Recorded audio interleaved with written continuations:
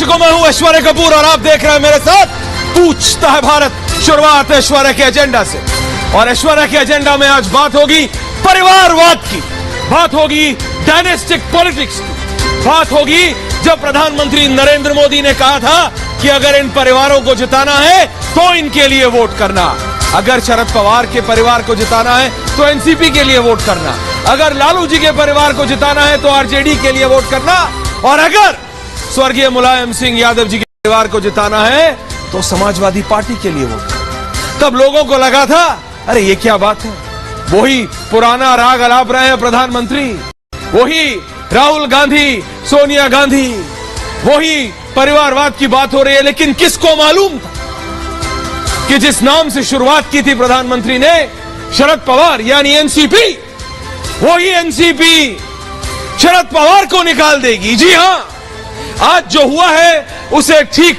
Perspective में समझने की जरूरत है, और इसीलिए आज पूछता है भारत में मैं आपको बताऊंगा कि किस तरह अजीत पवार, जिन्हें अजीत दादा पवार के नाम से जाना जाता है, उन्होंने शरद पवार को एनसीपी से ही निकाल दिया। लोग कह रहे हैं देखो भाई, इसमें शरद पवार की कोई चाल तो नहीं, इसमें शरद पवार को पहले से मालूम तो नहीं, ऐसा कुछ नहीं। आप बात समझिए, ये तो अब खिसियानी बिल्ली खंबा नोचे। और शरद पवार करें तो करे क्या, फोन कर रहे हैं, फोन कोई उठा नहीं रहा। उनके पीएस अजीत पवार को फोन कर रहे हैं, उनके पीएस प्रफुल्ल पटेल को फोन कर रहे हैं, उनके पीएस छगन भुजबल को फोन कर रहे हैं, लेकिन फोन है कि उठता नहीं। Phone is not being picked up, and that's the reality my friends. वो असलियत है, और ये बात सिर्फ एक पार्टी की नहीं, ये बात, और इसीलिए आपने देखा जैसे ये हुआ, और ये जो आप चेहरे देख रहे हैं सब, जैसे ये हुआ वैसे ही अखिलेश यादव का बयान आया। अखिलेश यादव समाजवादी पार्टी के राष्ट्रीय अध्यक्ष, उससे पहले समाजवादी पार्टी का राष्ट्रीय अध्यक्ष कौन थे? स्वर्गीय मुलायम सिंह। आप समझिए, क्रोनोलॉजी समझिए, डर समझिए कि अगर आप शरद पवार के साथ ऐसा क्यों हुआ। एनसीपी के विधायकों ने, उनके नेताओं ने, उनके अपनों ने, छगन भुजबल और Praful Patel was like a son to Sharad Pawar, एक बेटे की तरह, छोटे भाई की तरह। क्यों हुआ? क्योंकि आपने सुप्रिया सुले को चुना जो उनकी बेटी है शरद पवार जी की। उन सारे नेताओं से ऊपर, जो कि ज्यादा काबिल है, ज्यादा पॉपुलर है, उन सब के ऊपर। इसलिए जैसे कहते हैं ना, पुत्र प्रेम, पुत्री प्रेम में, पुत्र मोह में, बच्चों के मोह में, राजनीति में आपको यह समझना होगा, यह जनता, आपको जनता का वोट जीतना है, आपको जनता का समर्थन चाहिए। और यह बात पूरी की पूरी राष्ट्रवादी कांग्रेस पार्टी समझ चुकी थी। द एनसीपी हैड अंडरस्टूड कि अगर अब वो सुप्रिया सुले के पीछे चले तो फिर कुछ नहीं। उसके बाद अगर आप महाराष्ट्र बीजेपी के नेताओं की बात माने तो वो कह रहे हैं देखो भाई, ये लोग तो राहुल गांधी के नेतृत्व में जाने वाले थे। एनसीपी के विधायकों ने हमें बता दिया था उसी दिन कि भाई अब नहीं चलेगा। शरद पवार अगर राहुल गांधी का नेतृत्व मानेंगे, शरद पवार क्यों बने, यानी शरद पवार ने एनसीपी कब बनाई आपको मालूम है? याद है आपको? अगर नहीं तो मैं आपको बताता हूं। कांग्रेस के सर्वोच्च नेता थे शरद पवार, सर्वोच्च नेता कांग्रेस पार्टी के। ट्रेजरी बेंचेस में, संसद में सबसे आगे बैठते थे, फ्रंट रो। और उसके बाद एक दिन सोनिया गांधी को नेता चुन लिया गया।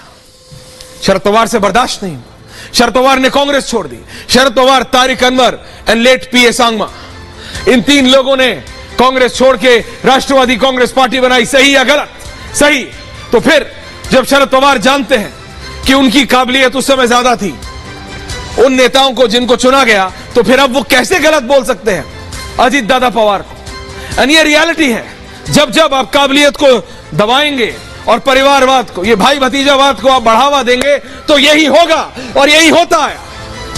क्योंकि काबिलियत को आप कब तक दबाइएगा, कैपेबिलिटी को आप कब तक दबाइएगा? और जैसे जैसे एनसीपी, राष्ट्रवादी कांग्रेस पार्टी के राजनेताओं को समझ आने लगा कि आखिरकार हो क्या रहा है, उन्होंने अजीत दादा पवार को अपना समर्थन दे दिया। परिवारवाद, भाई भतीजावाद, ये एक ऐसी चीज है, एक ऐसी चीज है, ये एक ऐसा रोग है कि लग जाता है तो पूरे के पूरे पेड़ को सड़ा देता है, और वही हो रहा है। एनसीपी कहां थी, कहां सिमटने लगी? इसलिए क्योंकि शरद पवार अब ज्यादा डिसीजंस नहीं लेने।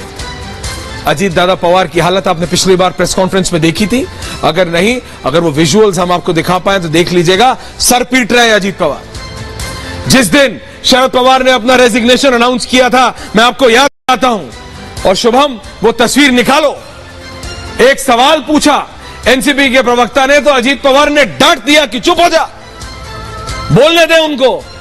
अरे बड़ी मुश्किल से मनाया है रिजाइन करने के लिए अगले को। ये हालत थी और ये दिख रहा था, ये सब कैमरा के सामने हो रहा था। और जिस दिन शरद पवार बोल रहे थे, अजीत पवार अपना सर पीट रहे थे, ये सब कैमरा के सामने हो रहा था। तो डिफरेंस वाज आउट देयर। पर जब जब परिवारवाद, फैमिली पॉलिटिक्स, डायनेस्टिक पॉलिटिक्स को आप ऊपर रखिएगा काबिलियत के, कैपेबिलिटी के, तो यही होगा। How do you blame? हां, आप सवाल कर सकते हैं कि बीजेपी, शिवसेना और एनसीपी, ये तीन पार्टियां एक साथ, इनकी क्या विचारधारा है? जो बात आप विपक्ष के लिए बोलते हैं कि इनकी क्या विचारधारा है, क्या इनके लिए नहीं? बिल्कुल सवाल खड़ा होगा कि कैसे काम करेंगे। जितने नेता आज जिन्होंने शपथ लिया उनमें से आधों के खिलाफ तो ईडी का केस है, क्या ये सही नहीं? सही है, लेकिन इस सब को प्रिसीड कर गया या इस सब के ऊपर आके बैठ गया उनका पॉलिटिकल भविष्य। उन्होंने कहा अगर हमारा नेतृत्व ही राज्य में सुप्रिया सुले और देश में राहुल गांधी करेंगे तो भैया हम तो चले, इससे अच्छे तो हम भाजपा के साथ हैं। इसी पे आज पूछता है भारत। लेकिन पहले special report and then have a packed house.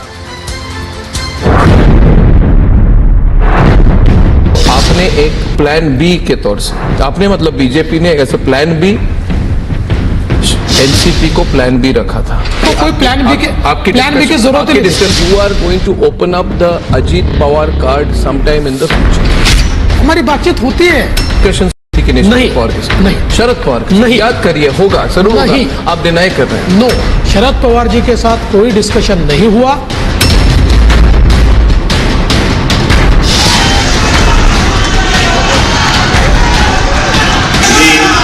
Ajit Anantrao Pawar गांभीर्यपूर्वक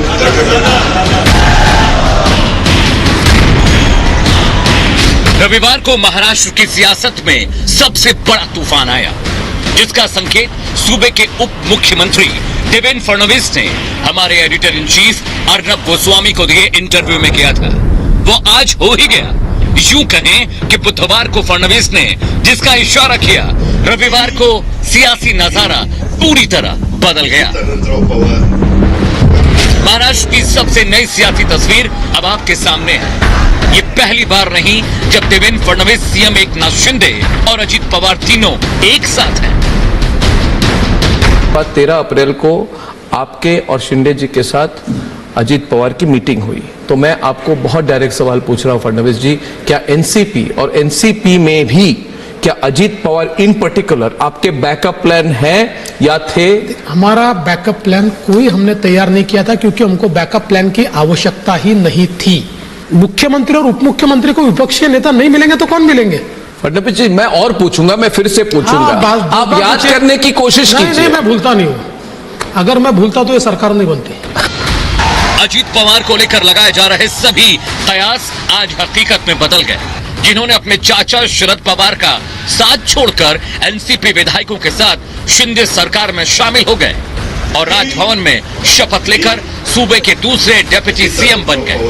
जिस तरह शरद पवार ने बेटी सुप्रिया सुले का कद बढ़ाकर पार्टी में अजीत पवार को साइडलाइन किया, उससे खफा अजीत पवार ने चाचा के फैसले के ठीक 22 दिन के अंदर अपनी राहें अलग कर ली और ठीक 2019 को दोहराते हुए एमवीओ को सबसे बड़ा झटका दे दिया। इतना ही नहीं, छगन भुजबल, दिलीप वलसे पाटिल और धनंजय मुंडे जैसे पवार के करीबी ने भी नतीजे के साथ जाने का तय किया। शिंदे सरकार में शामिल होने पर अजीत पवार ने कहा कि हम विकास के लिए काम करना चाहते हैं। साथ ही उन्होंने कहा कि पीएम मोदी मजबूत भारत बना रहे हैं। 9 साल आपने देखे होंगे, उसमें नरेंद्र मोदी साहब का नेतृत्व में आज देश काम कर रहा है। वो बाहर भी पॉपुलर है, यानी अब्रॉड, बाहर अगर कोई भी देश में जाते हैं अपने भारत की तरफ से, तो सब उनको सपोर्ट देते हैं। अजीत पवार के साथ आने पर सीएम एकनाथ शिंदे ने कहा कि महाराष्ट्र को ट्रिपल इंजन की सरकार मिलेगी। उन्होंने कहा कि अजीत के आने से सरकार को फायदा होगा, जहां पहले उसके साथ भेदभाव हो रहा था। जब किसी कर्मठ नेता, जो कार्यकर्ता जो दिन रात काम करता है, उसको दबाया जाता है, साइड लाइन किया जाता है, तब ऐसी घटना होती है। डबल इंजन वाला सरकार मोदी जी के नेतृत्व में चल रहा था, इसको अभी ट्रिपल इंजन मिल गया है। ये बुलेट ट्रेन की गति से भागेगा। वहीं 2024 के लोकसभा चुनाव पर एकनाथ शिंदे ने साफ कर दिया कि अगले साल देश में फिर मोदी सरकार बनेगी। तो वहीं भतीजे अजीत पवार का साथ छोड़ने पर शरद पवार ने कहा, असली एनसीपी अजीत के साथ नहीं गई और जो हुआ उसमें मेरी सहमति नहीं है। विपक्षी नेताओं ने मुझे फोन कर समर्थन किया और मैं जनता के बीच जाऊंगा। रविवार के दिन महाराष्ट्र की राजनीति में आए इस तहलके ने एमवीए को तितर बितर कर दिया। तो वहीं विपक्षी एकता पर भी बड़ा प्रश्न चिन्ह खड़ा कर दिया। सवाल यह है कि अजीत पवार के इस कदम के बाद शरद पवार अब क्या करेंगे? पहले उद्धव सेना में टूट, अब एनसीपी में अजीत को साइडलाइन के बाद आज के अंजाम से परिवारवादी पार्टियां कुछ सीखेंगी? और क्या महाराष्ट्र की आज की नई तस्वीर 2024 को भी दिशा देगी? पूछता है भारत। जी हां, पूछता है भारत। प्रेम शुक्ला जी, पूछता है भारत कि अजीत दादा पवार के साथ अब बीजेपी को कोई दिक्कत नहीं। राम कृपाल जी, सब एक है। अब तो बीजेपी, एनसीपी, शिवसेना सब एक है। हर्षवर्धन जी, इसकी समीक्षा कीजिएगा। अनुराग भदौरिया जी, अब आप कितने दिन तक समाजवादी पार्टी में रहेंगे, मुझे तो यही नहीं पता है। अच्छा। राहुल देव जी आज मेरे साथ हैं, वरिष्ठ पत्रकार। राहुल जी, सर आपकी समीक्षा चाहिए होगी आज इस पे। और ऋषि मिश्रा, जितने बड़े हेडफोन आपने लगाए हैं, उतना ज्यादा समय मैं आपको देने की कोशिश करूंगा। शुरुआत करता हूं राहुल जी से। राहुल देव जी मेरे साथ जुड़े हुए हैं। राहुल जी, अब तो बीजेपी, शिवसेना और एनसीपी एक साथ हैं। जो सोचा नहीं था वो भी हो रहा है। राहुल जी, देखिए, इसका संकेत तो 4 साल पहले मिल चुका था, बहुत साफ संकेत मिल चुका था। ये कोई इतनी बड़ी अनहोनी तो है नहीं। और अभी पिछले हफ्ते से ही जिस तरह की गतिविधियां चल रही थी महाराष्ट्र में, जो खबरें आ रही थी, उससे भी इसके संकेत मिल रहे थे। रामकृपाल आचार्य प्रफुल्ल पटेल जैसे लोगों का शामिल होना है निश्चित रूप से। लेकिन आप जानते हैं कि 2019 में ये उप मुख्यमंत्री अजीत पवार बन चुके हैं देवेंद्र फडणवीस के साथ जी, भले ही वो प्रयोग चला नहीं। तो इसमें मतलब ये उतना नया नहीं है, उतना चमत्कारिक और बिल्कुल आश्चर्यजनक नहीं है। ये अजीत पवार ने अपनी महत्वाकांक्षा बहुत 4 साल पहले सिद्ध कर दी थी, प्रमाणित कर दी थी सार्वजनिक रूप से। तो अब बीच में वो दब गए, पारिवारिक दबाव के कारण, शरद पवार के नैतिक कद के कारण, वो सारे 4 साल में काफी चीजें हुई हैं। लेकिन अब उन्होंने एक बार फिर से ये किया है। तो इसमें ये अब महाराष्ट्र की राजनीति में 2 बार ये हुआ है कि वहां की 2 बड़ी पार्टियां इस तरह से टूटी हैं। और ये भी एक, मैं समझता हूं, केस स्टडी भी बन सकता है। तो इसके अब देखते हैं परिणाम क्या होंगे। लेकिन अभी हमें इसको बहुत जो एक चीज, अंतिम बात कि जो अभी हुआ है उस पर हमें बिल्कुल उसको पत्थर की लकीर नहीं मान लेना चाहिए। हम जानते हैं कि जब शिवसेना टूटी थी तो उसके बाद वो मामला आज भी अदालत में है और अभी उस पर 16 विधायकों की सदस्यता पर स्पीकर का फैसला आना बाकी है जी। तो ये मामला भी निश्चय ही मुझे लगता है कि अदालत में जाएगा और इसमें अब स्पीकर की भूमिका क्या होगी और कितने संख्या बल, अंततः तो बहुमत सदन पर तय होगा। तो ये सारे अभी कदम होना बाकी है। फिलहाल तो एक बहुत बड़ी जीत निश्चित रूप से बीजेपी को मिली है। उसकी ताकत बहुत निश्चित रूप से बड़ी है, राज्य में भी और केंद्र में। ओके, रामकृपाल जी, आपने राहुल जी को सुना। ये बहुत कंटेम्परेरीज, आप सब ने राजनीति एक साथ देखी है, आपने कवर की है, अलग अलग संस्थानों में अलग अलग आपने इवेंट्स देखे हैं। इस तरीके क्या जब चीज होती है कि पहले जब उद्धव ठाकरे से उद्धव ठाकरे की पार्टी ले ली गई, फिर उद्धव ठाकरे का सब कुछ चला गया, पार्टी चली गई, यही चीज हम रिपीट होते देख रहे हैं। Now it's happening in A second wave. एक पूरा एक प्रोपोगेशन हो रहा है रामकृपाल जी की शरद पवार को मालूम था। ये फिर बताया जा रहा है कि शरद पवार जी इतने बड़े स्ट्रेटेजिस्ट थे कि उन्होंने खुद ही अपने परिवार में आग लगा ली, उन्होंने खुद ही अपनी पार्टी में आग लगा ली और उन्हें सब मालूम था। मैं नहीं मानता कि उन्हें मालूम था। मैं ये बहुत क्लियरली कहता हूं कि हां, खिसियानी बिल्ली खंबा नोचे, हो सकता है कि अब बोले तो बोले क्या। लेकिन पिछली बार और इस बार में यह फर्क है जो अभी राहुल जी ने भी बताया कि इस बार कहा जा रहा है 43 एमएलए आउट ऑफ 53, 53 में से 43 एमएलए उनके पास है। BJP is on a no holds barred game की करना ही है जो मर्जी हो जाए। राम कृपाल जी। ऐश्वर्य जी देखिए, अभी जो राहुल जी ने कहा जी कि भविष्य या जो भी है, बट एक बात उन्होंने कही कि देखिए आज की तारीख में बीजेपी, तो मैं ये कह रहा हूं कि देखिए भविष्य जो होता है, जिनको पराजय की आशंका होती है वो हमेशा भविष्य की बात करते हैं। आज की तारीख में वर्तमान जो है वो बीजेपी, वर्तमान में बीजेपी विजयी है, और जो आगे क्या होगा मैं नहीं जानता हूं। दूसरी बात मैं कहूं कि याद कीजिए, बीजेपी और शिवसेना मिलकर के वोटर के पास गए थे कि हम साथ हैं, हमें वोट दीजिए। नेचुरल तो तभी ये था कि चाहे कुछ भी होता, उस समय बीजेपी और शिवसेना को मिलकर के सरकार बनानी चाहिए थी। आपने उस समय क्या हुआ कि दो लोग, शिवसेना ने बीजेपी से बार्गेन किया और कांग्रेस से भी बार्गेन किया कि हम मुख्यमंत्री बन जाए जो भी हो, शरद पवार से। शरद पवार ने, जो कि अब कहा है अर्नब के इंटरव्यू में जी, उस समय शरद पवार ने भी एक बात में इस बार कि बाकायदा एक तरफ तो बीजेपी से बात करते रहे, दूसरी तरफ वो कांग्रेस से बात करके उद्धव से बात करते रहे। आज नतीजा ये है कि उद्धव अकेले हैं, शरद अकेले हैं। अब वो शरद पवार को मालूम है नहीं।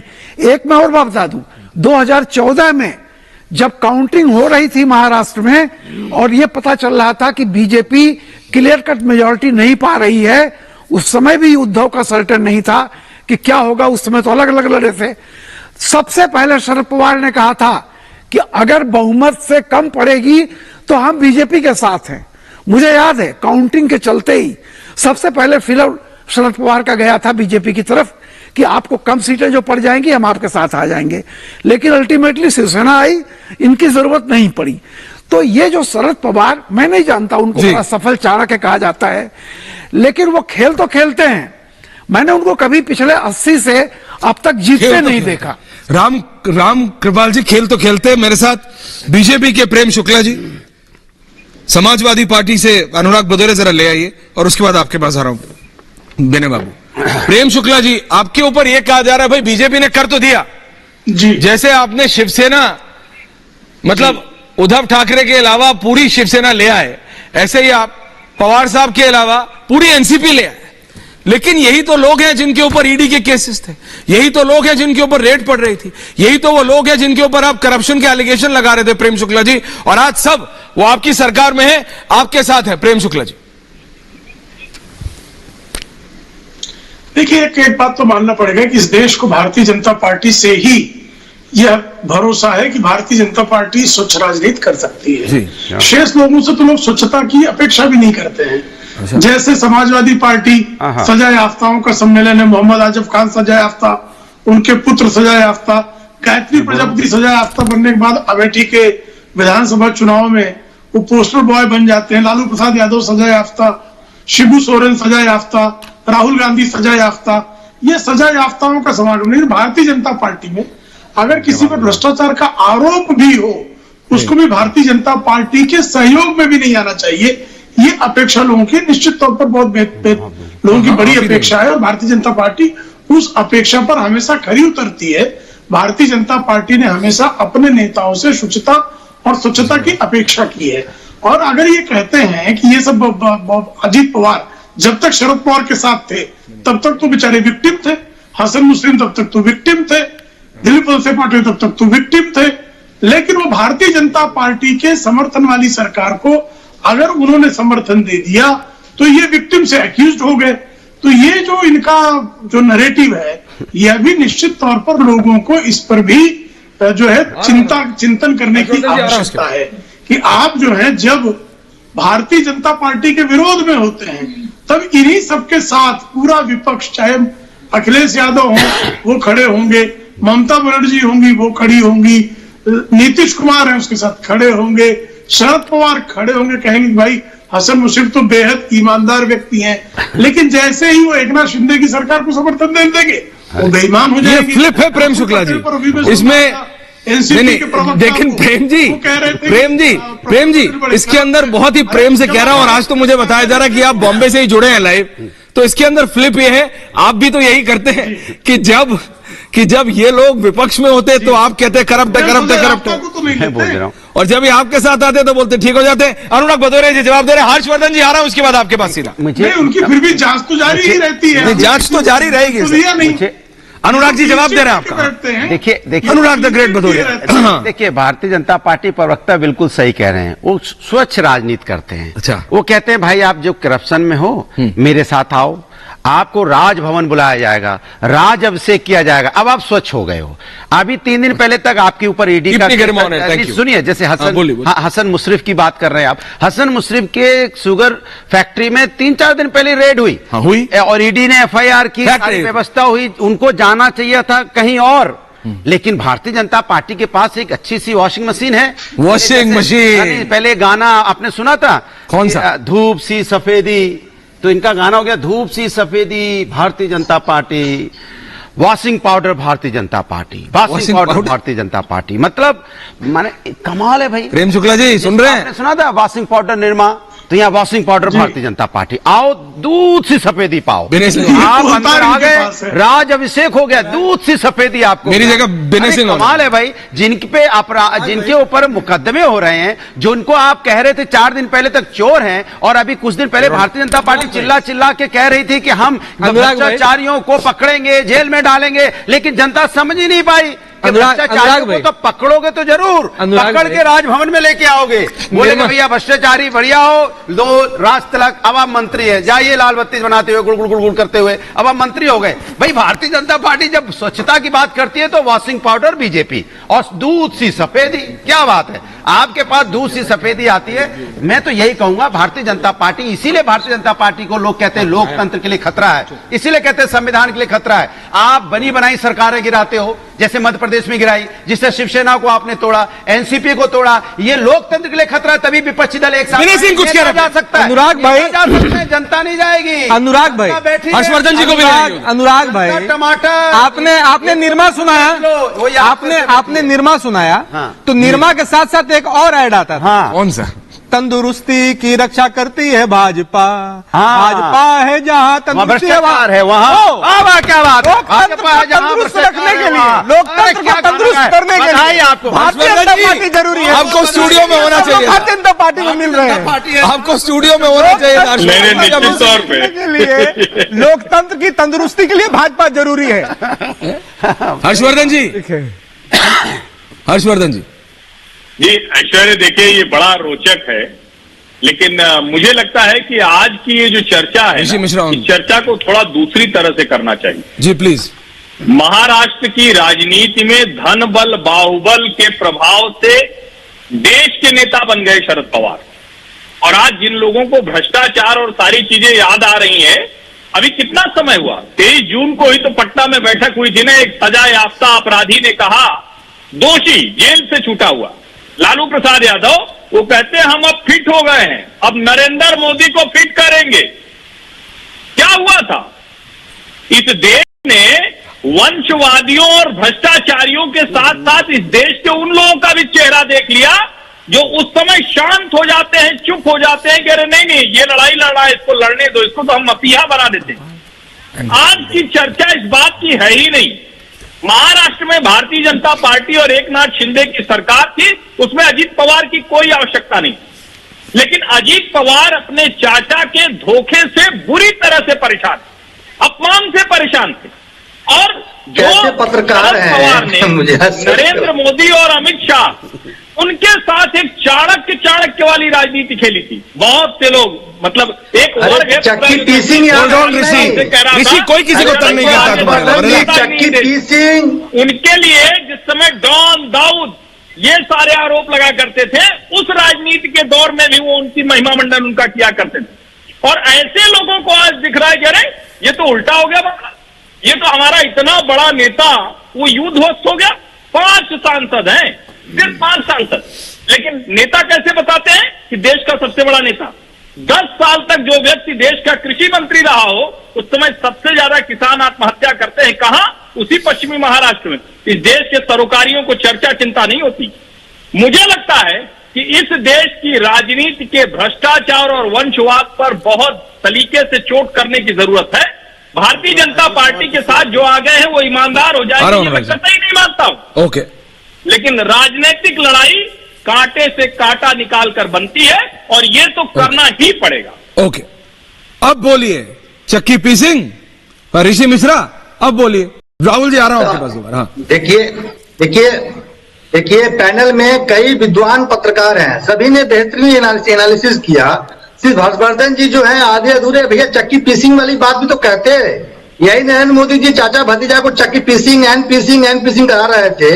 आज वो भतीजा जो है भ्रष्टाचार, आज 2 दिन पहले प्रधानमंत्री ने एनसीपी और अजित पवार को लेकर क्या कहा।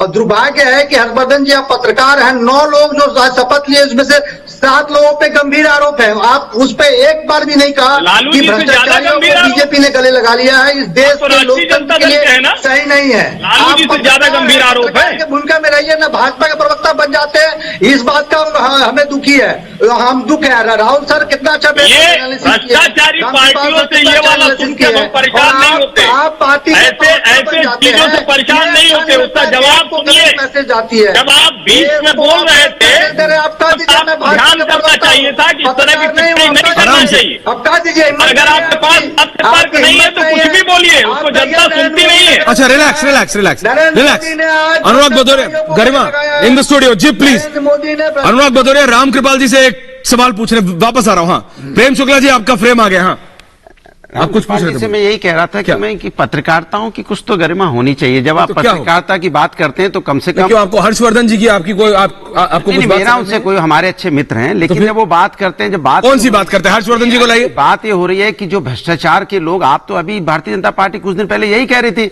कि भ्रष्टाचारियों को तो हम बख्शेंगे नहीं, और आज भ्रष्टाचारी जिनको आप बताते थे वो आज मंत्री और राजा। हर्षवर्धन जी उस समय आप 2 शब्द बोलिए। राहुल रिलैक्स, ऋषि आप विपक्ष, मैं तो कह रहा हूँ, राहुल जी आ रहा हूँ दादा, मैं कह रहा हूँ जो भ्रष्टाचारी है वो भ्ष्टाचारी था, उसके खिलाफ कार्रवाई सुन तो लीजिए। अरे सर आप परेशान हो गए, फिर दिक्कत है। अरे मेरा आपसे बहस नहीं कर रहा हूँ, दे रहे हैं तो भले वो मंत्री बन गए, हम तो उनको भ्रष्टाचारी ही कहेंगे। अरे सुन तो लीजिए, मैं बहस ऋषि मिश्रा प्लीज, मैं कहता हूँ ऋषि मिश्रा पूरी डिबेट में मैं 2 आदमी बुलाऊं कि 20, इनको बोलना ही है। नहीं, मैं वो हमारे मित्र हैं, पत्रकार हैं। अब पत्रकार हैं कि नहीं है, अब इस पे तो संशय हो गया पूरे देश को। लेकिन कैसे हो गया संशय, क्योंकि आपने कर दिया। एक तरफ बोलते हैं ना, वो तो हमारे भाई, उनको बीजेपी में कुछ बुराई नहीं। जवाब मेरा नहीं है। मैंने कहा तिरंगे में 3 रंग है। नहीं हर्षवर्धन जी, मैंने कहा तिरंगे में 3 रंग है, ये एक ही रंग का कुर्ता पहनते हैं, इनके ऊपर कभी हमने संशय किया क्या? इसलिए नहीं किया। तिरंगे में 3 रंग है, सफेद नहीं पहनते, बताइए। शांति का प्रतीक नहीं पहनते, नहीं सैफरॉन नहीं पहनते, का प्रतीक है भाई। तो फिर हमारा समृद्धि का, तो सफेद भी तो शांति का। अरे हरे भरे होने के लिए लोग ऐसे संशय नहीं कराते। अरे हरे भरे होने के लिए लोग मेहनत करते हैं कि हरे भरे बने रहे। आप है ना हरे भरे, ठीक है, सही है हरे भरे। राहुल जी के पास राहुल देव जी, विनय सिंह जी एंड राम कृपाल जी, प्रेम शुक्ला जी बीजेपी के ऊपर सब एलिगेशन, लेकिन राहुल जी अगर आपसे कुछ कहना चाह रहे। राहुल देव जी, आपने सुने अलग अलग, सबका अपना अपना इंटरप्रिटेशन है, लेकिन आप इसको राष्ट्रीय संदर्भ में अगर मैं आपसे कहूं कि 2 सेकंड, फिर आप सवाल पूछ लीजिए। बोलिए अनुराग भदौरिया जी को लाइए। हर्षवर्धन जी ने एक अच्छी बात कही, वंशवाद की। तो हर्षवर्धन जी कभी भी आप बोल दिया करो अनुराग ठाकुर के बारे में, उनके पिताजी चीफ मिनिस्टर थे। कभी आप बोल दिया करो परवेश वर्मा के बारे में, उनके पिताजी भी चीफ मिनिस्टर थे। कभी सिंधिया फैमिली के बारे में बोल दिया करो। और अजीत पवार जी तो उसी परिवार से आ रहे हैं, तब आपको परिवारवाद दिखाई नहीं। मैंने सत्ता में पीडीपी के साथ जब बीजेपी सरकार बनाती है तो परिवारवाद दिखाई नहीं पड़ता, चौटाला जी के साथ सरकार बनाती है तो परिवारवाद दिखाई नहीं पड़ता, अकाली दल के साथ सत्ता बनाती है तो परिवारवाद दिखाई नहीं पड़ता, शिवसेना के साथ सरकार बनाती है परिवारवाद दिखाई नहीं पड़ता। ये तो कमाल का है। रामविलास पासवान जी के साथ बनाती है तो परिवारवाद दिखाई नहीं पड़ता। भाई कैसी परिवारवाद की आप बात करते हो? हम परिवार का मतलब समझते हैं कि बाप है, बेटा है, भतीजा है, चाचा है, यही तो हमारे देश की खूबसूरती है। अब आप उस खूबसूरती में भी आप बीजेपी के। हर्षवर्धन जी जवाब दे, उसके बाद राहुल जी के पास आ रहा हूं मैं। हर्षवर्धन जी, मैं इसका सिर्फ एक जवाब देता हूं। अनुराग भाई तो सुनते नहीं है ना। अनुराग ठाकुर निश्चित तौर पर परिवारवादी राजनीति से हैं, हाँ। लेकिन क्या अनुराग ठाकुर ही सब हिमाचल में तय करेंगे? क्या जयराम ठाकुर थे ना मुख्यमंत्री जो हारे, मैं जवाब उनके पिता मुख्यमंत्री थे, तो क्या अनुराग ठाकुर ही बने? अरे तो भैया पीडीपी के साथ सत्ता किसने बनाई? अकाली दल के साथ सत्ता किसने बनाई? अकाली दल को कौन तय करता है? चौटाला फैमिली को कौन तय करता है? शिवसेना को कौन तय करेगा? शिंदे के बेटे को कौन तय करेगा? बताइए ना, शिवसेना को तय कौन करता है? अकाली दल को यहाँ पे तय कौन करता है? अच्छा नो रिलैक्स, शांति से, शांति से, शांति से। राहुल देव जी, रामकृपाल जी एंड विनय सिंह, आप राष्ट्रीय संदर्भ में राहुल जी इसको कैसे देखते हैं? क्योंकि जो प्रफुल्ल पटेल आज वहां उस स्वेरिंग इन सेरेमनी में थे, वो प्रफुल्ल पटेल तो विपक्ष की तरफ से एनसीपी के साथ वहां पे बैठे थे पटना में।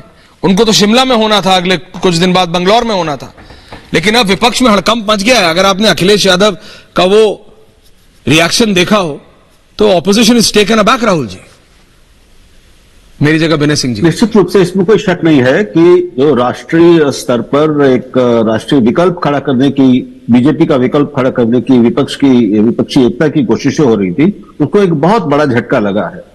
और प्रफुल्ल पटेल एक अपने आप में भी काफी संभावनाशील और शक्तिशाली नेता है और उनके सारी पार्टियों में बहुत गहरे संबंध भी हैं, वैसे ही जैसे शरद पवार जी के बहुत गहरे संबंध सब जगह माने जाते हैं। तो ये निश्चित रूप से बहुत बड़ा नुकसान है विपक्षी एकता को, और इससे जो राष्ट्रीय विकल्प खड़ा करने की कोशिशें हो रही हैं उनको एक बड़ा झटका लगेगा, इससे इनकार नहीं किया जा सकता। अभी इसके औचित्य अनौचित्य नैतिकता और नैतिकता पर बात करने को मतलब नहीं है, क्योंकि सत्ता का एकमात्र जो परिभाषा है या उसका जो लक्ष्य है और जो उसकी परिभाषा बन गई है वो केवल सत्ता है, राजनीति यानी सत्ता। तो वो सब उसी सत्ता के पीछे पड़े हैं, उसी शक्ति के पीछे पड़े हैं। तो लेकिन ये बात तो है कि क्या जो ये राजनीतिक पाखंड हमारे बड़े से बड़े नेता कर रहे हैं दिन रात पार्टियों सब जगह, कि अपने को साफ कहते हुए दूसरे सबको भ्रष्ट बताना, जबकि उन्हीं भ्रष्टों से पहले आप गलबहियां करते रहे हैं, आपके साथी रहे हैं, कल आप उनके साथ नहीं जुड़ जाएंगे वो तो आज तय हो गया कि कल तक परसों तक जिसको भ्रष्ट बताया गया था, प्रधानमंत्री ने बताया, उन लोगों को ले लिया, ऐसे लोग जिनके खिलाफ कितने बड़े आरोप लगे हुए हैं और जांच चल रही है। तो ये पाखंड करने की शुक्ला जी आ रहा, सबको पता है कि राजनीति में कोई किस लिए आता है, कोई सेवा करने नहीं आता, पैसा बनाने आते हैं और शक्ति के लिए आते हैं। मैं रामकृपाल जी, मैं केवल एक बात कहना चाह रहा हूं कि देखिए ये जो बार बार ये कहा जाता है भ्रष्टाचारी फलाना, देखिए सिर्फ दो शब्द होते हैं, सजा याफ्ता होता है या एक्यूज्ड होता है। जिन पर भी कोई मुकदमा चल रहा है वो भ्रष्टाचारी नहीं हो गए, एक्यूज्ड हैं सब। और ये जो कहा जाता है, पहली बात तो यह है कि आज 2 जुलाई को दोपहर तक जो लोग भी एनसीपी के गए हैं वे तमाम लोग विपक्ष के लिए बहुत बड़े मसीहा थे, बहुत अच्छे थे, सम्मानजनक थे। जैसे ही दोपहर को पता चला कि बीजेपी में चले गए, वो सब कहा जा रहा है दागी हैं। तो ये देखिए ये दोनों तरफ से होता है। और राजनीति में जैसा राहुल जी भी कह रहे थे कि सही बात यह है कि कोई मतलब ये बेदाग नहीं है, सबका दामन है। बात यही है कि किसकी कमीज कितनी मटमैली है। जनता के सामने चॉइस ये होता है नहीं है कि कौन एकदम बेदाग है, जनता चुनती है कि कौन कम ठग है, कौन हमारा भी ख्याल रखेगा। दूसरी बात जो ईश्वर जी मेन आपका सवाल था जी कि राष्ट्रीय राजनीति, देखिए मैं एक बात बताऊं, बात कड़वी है लगेगी लोगों को, लेकिन अजित पवार ने विपक्षी एकता की जो छीछा लेदर अभी और होती उसकी आबरू रख ली है। गनीमत है, क्योंकि कुछ नहीं होने वाला था, सबको पता है। और अजित पवार को भी ये पता है राजनीति में कोई पराजित होने के लिए नहीं जाता, नुकसान उठाने नहीं जाता। अजित पवार भी जहां जा रहे हैं, गए हैं, वो भविष्य देख करके गए हैं। लालू यादव एक जमाने में कहते थे रामविलास के लिए को मौसम विज्ञानी है, और बिल्कुल सही होता था। वो जहां जाते थे तो जीतता ही सरकार बनती थी। तो अच्छी बात है। अगर कहीं न कहीं से आज पूरे देश को यह लग रहा है कि आने वाला समय क्या है, अगर आप अजित पवार का भाषण सुनेंगे जो वो पीसी में बोल रहे थे, आप देखिए महाराष्ट्र की राजनीति के बारे में बहुत कम उसमें बोला था उन्होंने। राष्ट्रीय राजनीति, राष्ट्रीय विकास, यहां तक कि वो वंदे भारत ट्रेन को भी देख करके एक मतलब उम्मीद और फ्यूचर की बात कर रहे हैं जी। तो देखिए इस देश को सबको पता है कि आने वाला समय अगली मई में जिस दिन काउंटिंग होगी क्या होगा, तो लोग उसकी तरफ जा रहे हैं, बड़ा स्वाभाविक है। समझ लोग देखिए, लोग जीतते हुए के साथ जाते हैं, हारते हुए के साथ राजनीति में तो कोई नहीं आता, सीधी बात। ऐश्वर्य भाई जी, रामकृपाल जी, भाई साहब राहुल देव जी का जीवन का अनुभव मुझसे ज्यादा है, लेकिन मैं एक बात कहता हूं कि राजनीति में आपके जो व्यक्तिगत जीवन के मोरल वैल्यूज के जो स्टैंडर्ड्स होते हैं वो राजनीतिक जीवन में लागू नहीं होते। उसके मोरल स्टैंडर्ड सिंपल हैं। आप सत्ता में आते हैं, सत्ता यानी ताकत में आते हैं, अपनी ताकत से आते हैं या सहयोगियों के मतलब अलायंस करके आते हैं, उसके बाद यही बात खत्म नहीं हो जाती है। मोरालिटी का स्टैंडर्ड ये होता है कि सत्ता में आने के बाद आप डिलीवरेंस करते हैं, आप प्रो पीपल, आप गवर्नेंस देते हैं। तो मुझे लगता है कि ये जो अभी जो लोग जुटे हैं, जो पार्टियां टूट रही हैं, मिल रही हैं, इनको मोरालिटी और इमोरालिटी से इसके तगाजे मत देखिए आप। ये क्रिकेट के ग्राउंड पे आप फुटबॉल का नियम नहीं लागू कर सकते। प्रेम शुक्ला जी सुन रहे हैं ना, तगाजे अलग हैं राजनीतिक जीवन का, और ये आजकल भारतीय जनता पार्टी पे लागू नहीं होता है सौर्य भाई। जब से इस देश में राजनीति शुरू हुई है, जब से दुनिया में राजनीति शुरू हुई है, यही होता है। हाँ, लेकिन मोरालिटी को सत्ता में आने भर से मामला नहीं रुकता, आप डिलीवरेंस करते हैं। मुझे लगता है कि नरेंद्र मोदी की सरकार इस मामले में अभी जो हुआ उसके दो टेक अवे पॉइंट्स हैं। एक कि नरेंद्र मोदी की सरकार ने यह प्रूव किया है कि हाँ वो सत्ता में आई है, ताकत में आई है तो डिलीवर कर रही है, पुअर गवर्नेंस दे रही है। एक और दूसरी बात कि अभी जो विपक्षी एकता का जो मामला चल रहा था, अभी मॉनसून का सीजन है, मौसम ठंडा है, लेकिन इस ठंडे मौसम में जो राजनीतिक तापमान गर्म हुआ है उससे विपक्षी एकता का मेकअप उतरा है।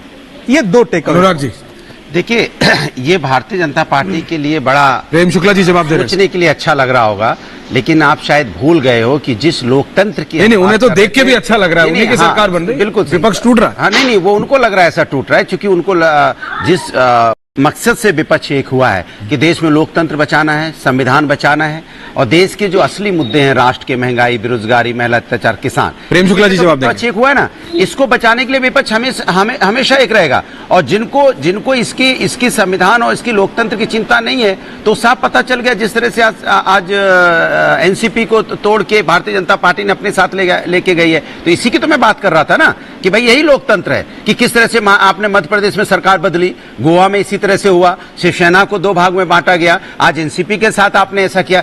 जब इस तरह की चीजें देश के अंदर में होती हैं तो जनता देख रही होती, जनता कितनी ठगा सा महसूस करती है। जनता ने वोट किसको दिया था? जनता ने वोट शरद पवार जी को दिया था। एनसीपी की जो एमएलए जीते थे उनको तो शरद पवार के नाम पे उसमें जीते थे, पार्टी के नाम पे जीते थे। अब जनता क्या सोच रही होगी कि हमने वोट किसको दिया और चले कहां गए वो? भाई कोई जनता से पूछ के तो गए नहीं ना, जनता से उन्होंने कोई ऐसा वोट लिया कि भाई हम दोबारा चुनाव लड़ेंगे, दोबारा जीतेंगे, तब हम भारतीय जनता पार्टी की सत्ता का सपोर्ट करेंगे। प्रेम शुक्ला जी जवाब देंगे तो ज्यादा अच्छा होता। भाई लोकतंत्र में तो जनता ने चुना था ना, तो जनता ठगा सा महसूस करती है। अब 2024 में जनता आपको इसी तरह से जवाब देगी वोट के माध्यम से, चिंता मत कीजिए। प्रेम शुक्ला जी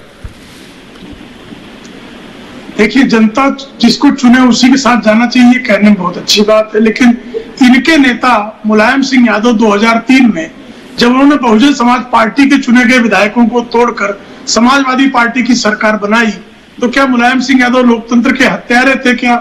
कृपा करके बताइएगा, जरा सोच के बताइएगा कि आप क्या कह रहे हैं और उसका क्या अर्थ है। दूसरी बात है, बहुत अच्छी बात छेड़ी है आदरणीय रामकृपाल जी ने, आदरणीय राहुल जी ने। देखिए, 1990 के दशक में किसी पे आरोप भी लग जाता था तो वह त्याग पत्र देता था। जैसे आदरणीय आडवाणी जी पर आरोप हवाला कांड का लगा, जब तक उनको क्लीन चिट नहीं मिल गई अदालत से, तब तक उन्होंने जो है किसी संवैधानिक पद को ग्रहण नहीं किया। आदरणीय आडवाणी जी इसके उत्तम उदाहरण थे। कालांतर में हुआ कि जब चार्जशीटेड कोई हो जाएगा, जैसे लालू प्रसाद यादव चार्जशीटेड हो गए, जेल चले जाने लगे, तो उन्होंने त्याग पत्र दे दिया। अब तो ऐसी स्थिति है कि डॉक्टर सत्येंद्र जैन जेल में बैठे रहे, महीनों जेल में बैठे रहे, उसके बाद भी वो जेल मंत्री बने रहे। यही महाराष्ट्र में जो शरद पवार आज नैतिकता का जिनकी पार्टी पहाड़ा पढ़ा रही है, नवाब मलिक दाऊद इब्राहिम गिरोह के साथ सौदा करने के आरोप में जेल में बंद रहे, और जेल में बंद रहते हुए भी मंत्री रहे। उनको मंत्रिमंडल से तब तक नहीं हटाया गया जब तक उद्धव ठाकरे जी की सरकार गिर नहीं गई। तो आप नैतिकता का पहाड़ा किसको पढ़ा रहे हैं? एक तरफ लालू प्रसाद यादव जो सजा याफ्ता है, वो जो है वो नैतिकता का पहाड़ा पढ़ाएंगे। जो शिबू सोरेन जिनको हत्याकांड में कन्विक्ट हो गए, वो अपने ही पीए शशिकांत पांडे की हत्या के कांड में कन्विक्ट हो जाने के बाद डॉक्टर मनमोहन सिंह ने उनको मंत्री बना दिया। जिन डॉक्टर मनमोहन सिंह को सबसे अधिक जो है शुचिता का प्रतीक बनाकर पेश किया जा रहा था। तो साहब, आप कन्विक्टेड लोगों को मंत्री बना सकते हैं, कन्विक्टेड सजा याफ्ता व्यक्ति राहुल गांधी वो नेतृत्व करेंगे, लेकिन जिस पर आरोप लग जाएगा वह भी भारतीय जनता पार्टी की सरकार को समर्थन नहीं कर सकता, उस पर आप चिल्लाना शुरू कर देंगे। तो ये विचित्र मानदंड है राजनीति का कि एक व्यक्ति पर तो आप जो है शुद्ध और शाश्वत मानदंड लगाएंगे। भारतीय जनता पार्टी किसी नेता पर आरोप भी लगे तो भारतीय जनता पार्टी उसके खिलाफ कार्रवाई करती है, लेकिन समाजवादी पार्टी गायत्री प्रजापति जैसे बलात्कारी को, जो बलात्कार का अभियुक्त नहीं है, बलात्कार कन्विक्ट हो गया, उसके पोस्टर लगाकर चुनाव लड़ती। साहब, आप बलात्कारी को, बलात्कार के कन्विक्ट को अपनी पार्टी का पोस्टर बॉय बनाते हो और दूसरों को नैतिकता के जब आप पाठ पढ़ाते हो तो आपका दोहरा मानदंड जो है जनता के सामने आ जाता है।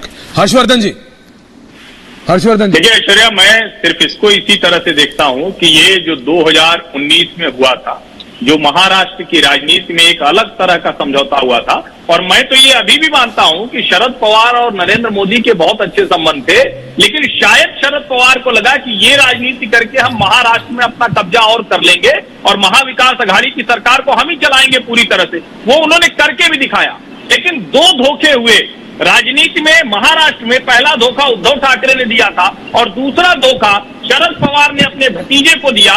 उत्तरी के लिए भतीजे को आउट करने की कोशिश की, उसका जवाब भर है। मैं इसको तो फिलहाल यही देखता हूं और मैं ये मानता हूं कि कोई भाजपा के साथ आने से ईमानदार नहीं हो जाएगा।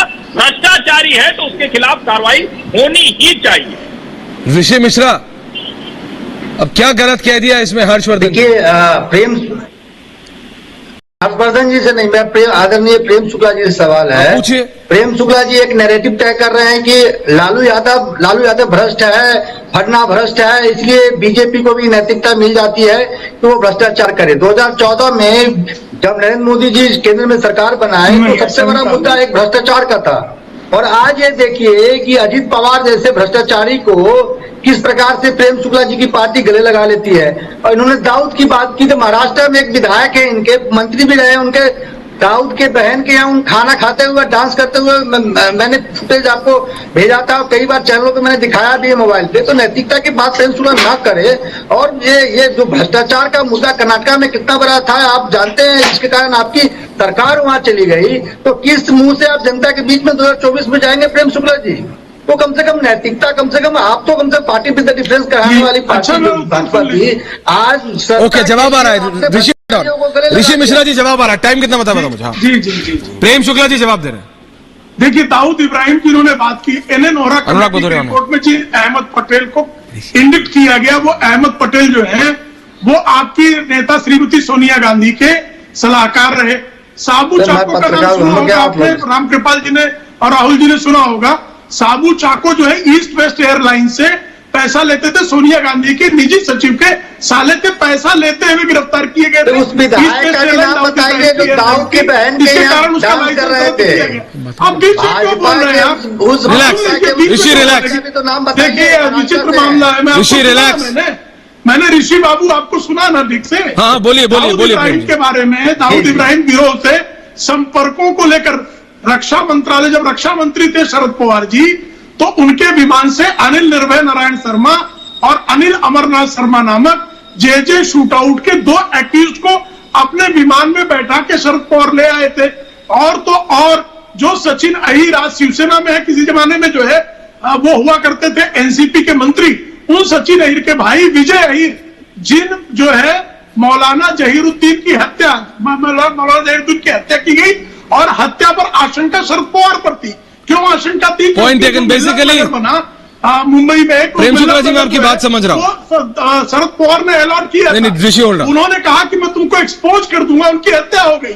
और अरे उस विधायक का नाम ले लीजिए ना। ऋषि होल्ड ऑन। रामकृपाल जी, जो आपने कहा था, किसका दामन किससे ज्यादा साफ है की जगह ये हो रहा है, किसका दामन किससे ज्यादा गंदा है? बिल्कुल सही, बिल्कुल सही। एंडिंग कमेंट ज्यादा नहीं। देखिए, मैं तो सिर्फ एक चीज जानता हूं कि देखिए, राजनीति में कौन कहां गया क्या आया, एक किसी की लाइन है कि राजमार्ग पर चलने वाले रास्ता नहीं चुनते, रास्ता उन्हें खुद चुनता है। राहुल देव जी, एंडिंग कमेंट सर।